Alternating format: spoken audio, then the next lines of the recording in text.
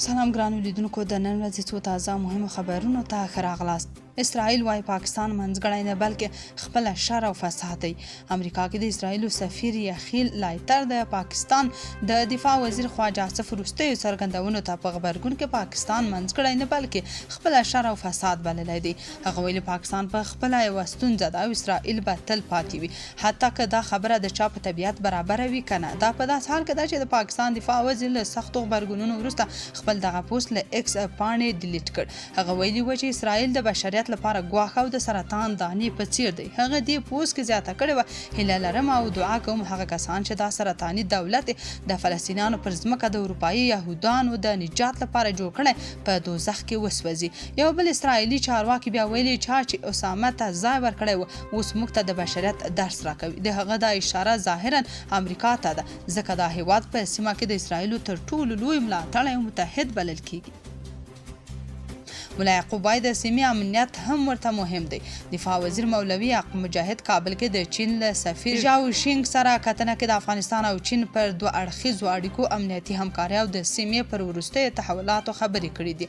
د خبرپاڼې له مخې د چین سفیر د اورمچي د خبرو اترو په اړه د خپل هیواد دریځ شریک کړی او د افغانستان ملاتړ یې مننه کړې. همداراز د دې بهیر د دوام هیله څرګنده کړې ده.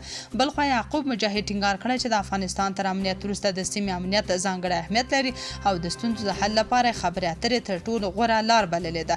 په دې ناسته کې دواړو لورو د سیمه ییزو همکاریو پر پیاوړتیا، دوه اړخیز تفاهم او د باور جوړونې پر اهمیت هم ټینګار کړی دی. ټاکل شوی د امریکا تهران رسمي مذاکرات سبا په اسلام آباد کې پیل شي. د پاکستان د لومړي وزیر مرستیال او بهرنیو چارو وزیر اسحاق ډار نن اسلام آباد ته د بهرنیو میلمنو او ژورنالستانو د رسیدلو خبر ورکړی او له پاکستاني الوتکو یې غوښتي چې بې ویزې میلمنو ته هم د سفر اجازه ورکړي او هغوی ته به اسلام آباد ته له رسیدو سره سم ویزې ورکړل شي. ایران په هرمز تنګي کې د ماینونو د ایښودلو خبره تایید کړه. د ایران د بهرنیو چارو مرستیال وزیر سعید خطیبزاده له الجزیرې سره په یوه مرکه کې په هرمز تنګي کې د ماینونو د ایښودلو خبره تایید کړه. هغه ویلي چې هرمز تنګی اوس پرانیستی خو کښتۍ باید له ایراني ځواکونو سره همغږي ولري.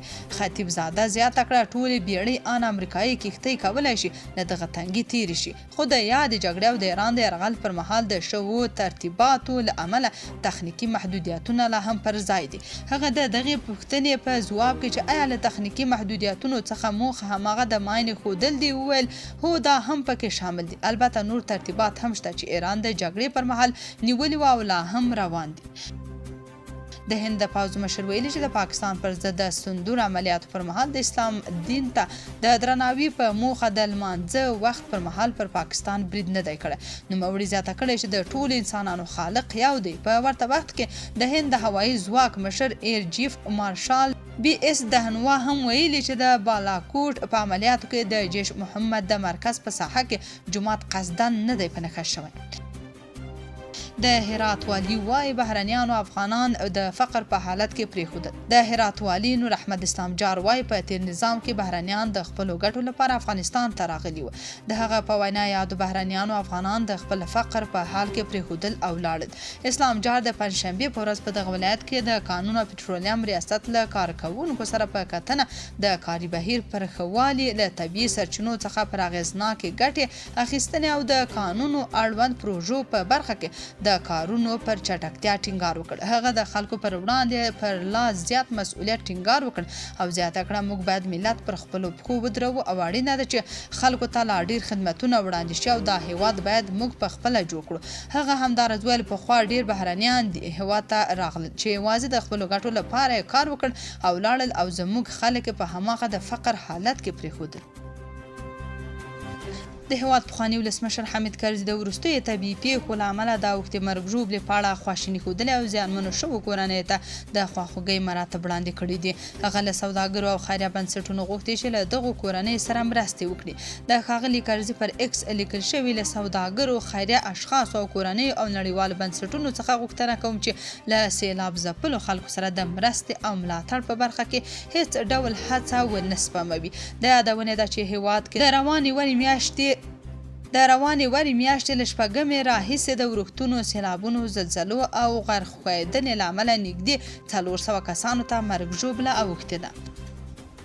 ټرمپ ویلي داسې راپورونه ترلاسه کړي چې ایران په هرمستنګي کې د تیلو له تېرېدونکو بیړیو فیسونه اخلي.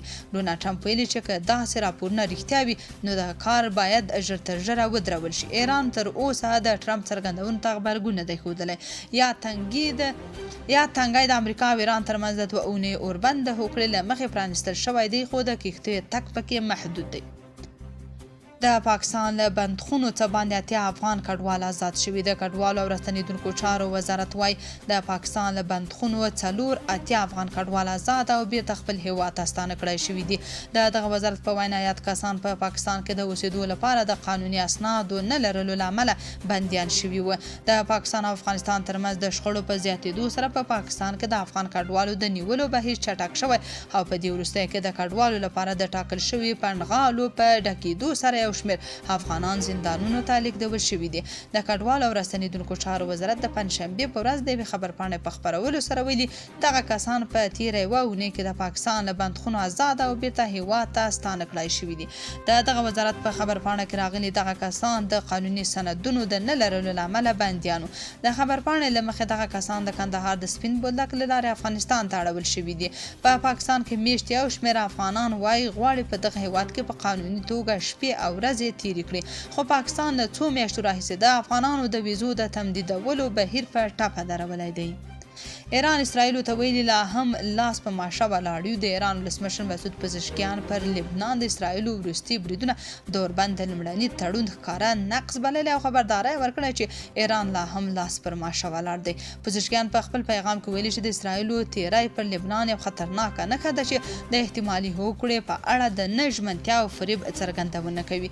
د هغه په وینا که دا ډول اقدامات دوام ومومي نو خبرې اترې به بېمعنا شي. هغه ټینګار کړی چې ایران به هېڅکله لبنانیان یوازې پرې نږدي او د هغوی ملاتړ ته به دوام ورکړي.